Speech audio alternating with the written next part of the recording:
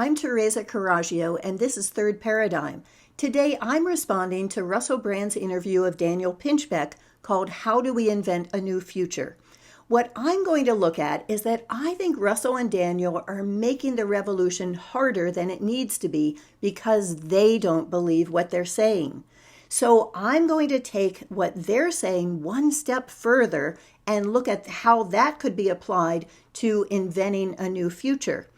To do that, there's another commenter on Russell's videos named Chris Ellingworth, and we've been corresponding about an allegory called the 10 Terrains that he's applied as an animator to Star Wars. So let's look at that and how we can put it all together.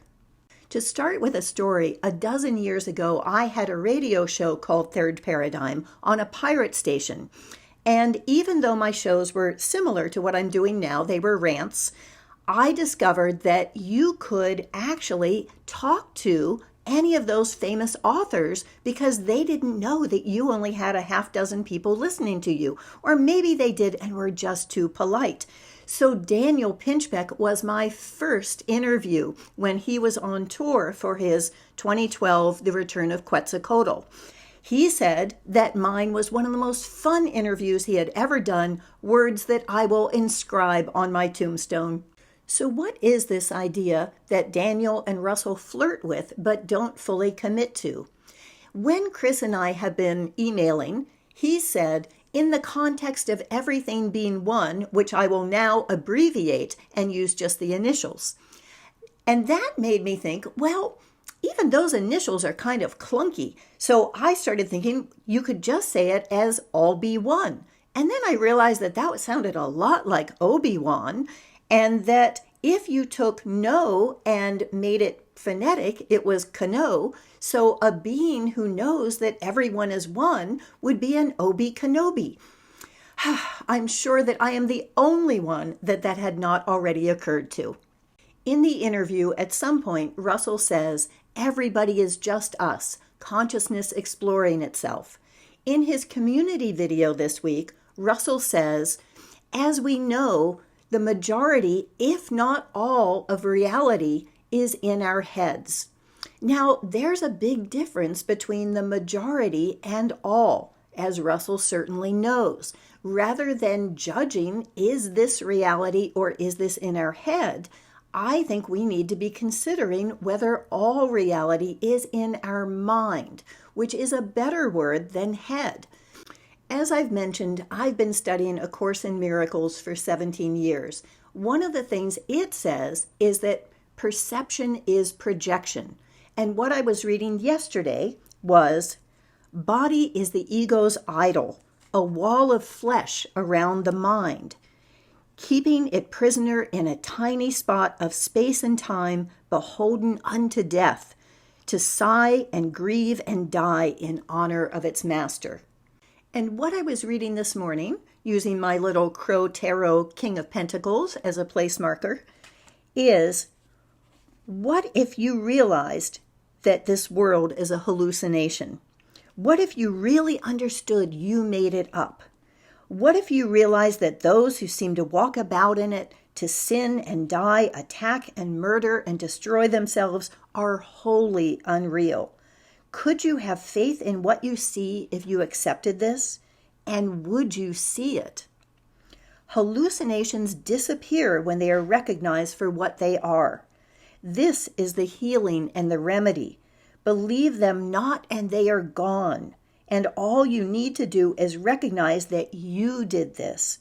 Once you accept this simple fact and take unto yourself the power you gave them, you are released from them.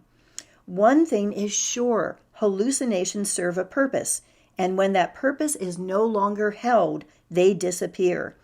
Therefore, the question never is whether you want them, but always, do you want the purpose that they serve? Only two purposes are possible, and one is sin, the other holiness.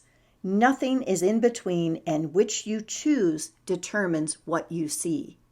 I see the word sin as an acronym for seeing inferiority. It is a domination paradigm of the world, where you don't have to run faster than the lion. You just need to run faster than the slowest person. So what keeps you safe under that paradigm is your superiority to other people, or in the 10 terrains, the pyramid. But in A Course in Miracles, it is the paradigm of unity. It is what they call atonement. And one time when I was ordering a book, I said, wait a minute, I think this is really at one-ment. And they said a polite version of, well, duh. So if we have the all be one paradigm, that is looking at what is equality, because you can't force revelation. And the idea that we're all one is a form of revelation. What you can do, though, is remove the barriers to seeing it. And every time you want to see yourself as better than someone else, then you are preventing yourself from being able to see that it's all just us. We are all just the figures in the dream. None of us is better than any other.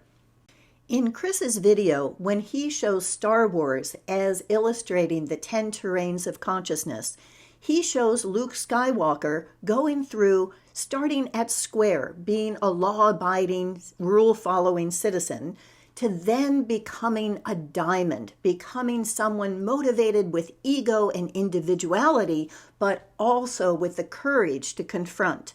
And then he goes into a circle consciousness, where he goes to save his friends and gives up on his own individuality.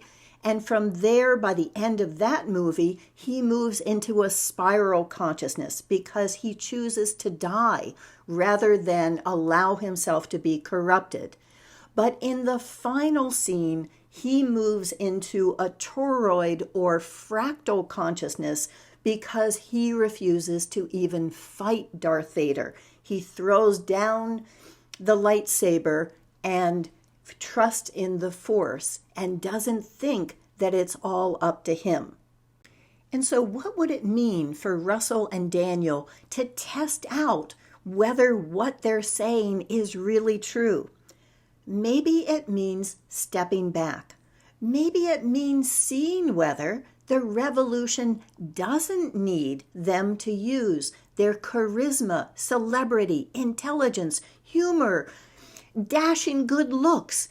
And maybe they can just do ordinary roles and the revolution will still happen because they don't reside in that particular figure in the dream. Where they reside is in the entire dream as the dreamer.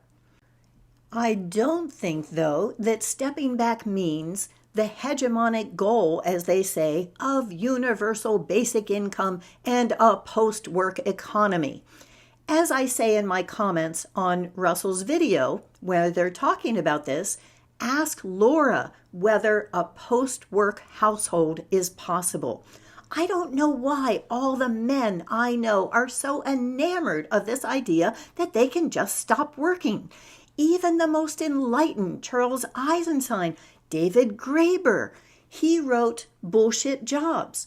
And of course he was right, but just because our jobs are bullshit doesn't mean they all are. The people who feed us, who make our stuff, who mine our energy, they are doing real work.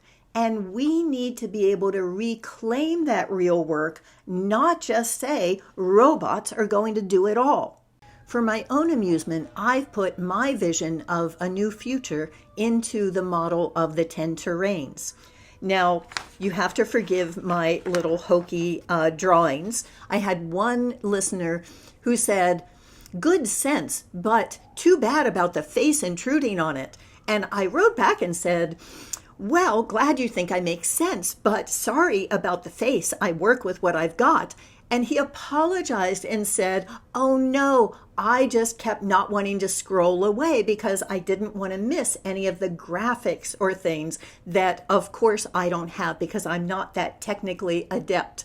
So this is part of my mission for 2022, but I am not there yet. So I think that family is the key to the building block of all of society.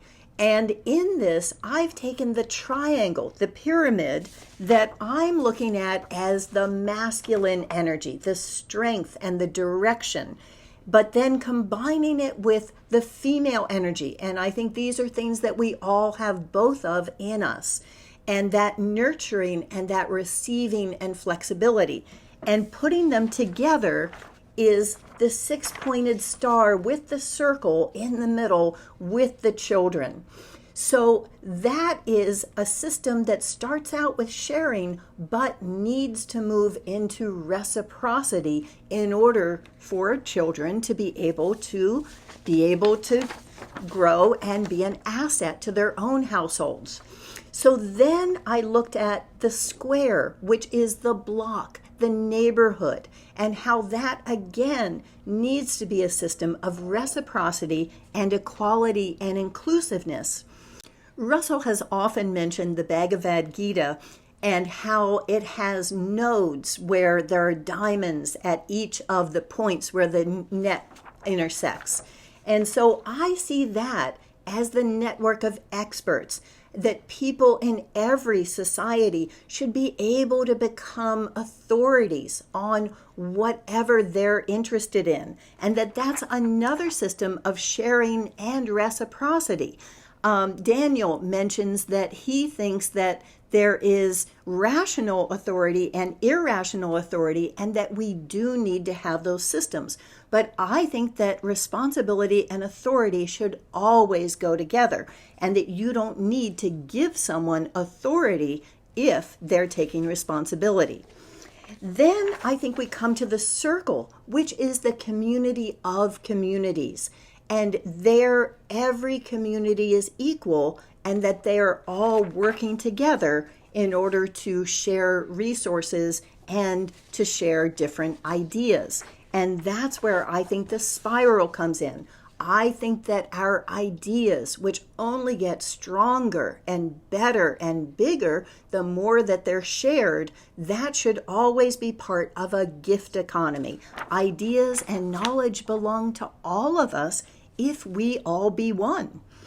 And the last one I see as regenerative loops, that's the fractal, that's the torrid, that all of these different systems always feed back into the community and essentially back to the family and strengthen that unit so that every child is growing up with security and responsibility. Until I started thinking about it this way, I forgot that my book, How to Dismantle an Empire, starts with the image of the pyramid. And then in the final chapter, Lands of Milk and Money, my illustrator put the infinity loop and put the regenerative processes that I have in place here as how we could continue to have things circulate back to strengthen the community. In the interview, Russell says, what about decentralization? Is that essential? And Daniel says, I think there's a zealotry around decentralization. Now, my personal belief is that the true Christ was actually Judas the Galilean, born in Nazareth, who was the founder of the Zealot movement, along with Sadduq, who was Sadduq the Pharisee. Also the Sadducees are the followers of Sadduq.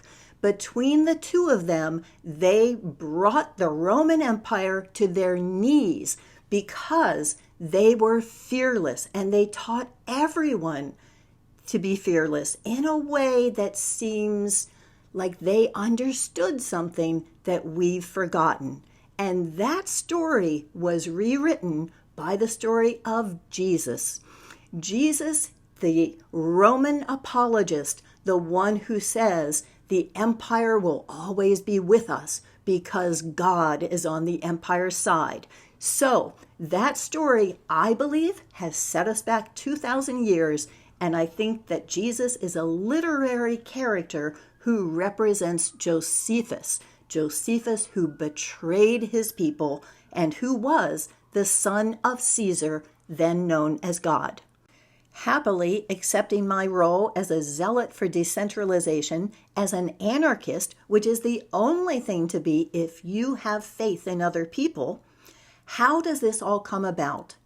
In Hope in the Dark, Rebecca Solnit writes, ideas at once considered outrageous or extreme suddenly become what people think they've always believed. That's how I think the revolution is going to come about. If you'd like to explore other ideas along these same lines, here's one on Yuval Noah Harari, which, as Russell says, I think is another apologist for the empire. And then here's a playlist on mind over matter that looks more deeply at what is the ultimate reality. And I would love it if you would subscribe. Thank you.